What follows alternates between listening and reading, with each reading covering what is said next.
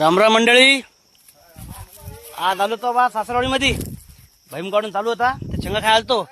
आम्ही गेलो वसमतलं, कपडे यायला नवर देवाचे. येतात तर सासूबाईने फोन केला, मग जाऊ या म्हणे शेंगा खायला.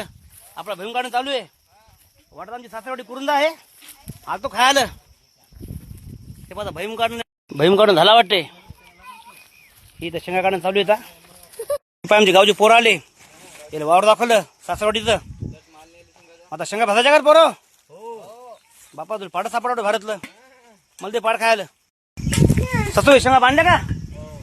हो शेंगा बांधल्या का? बरं बरं बरं दे पूजा शेंगा. थोड्या शेंगा भाजायच्या आम्हाला. बरं बरं बरं काय पोरं, शेंगा भाजा मग. चला घ्या शेंगा आता. या चाललो पहा आता घरी.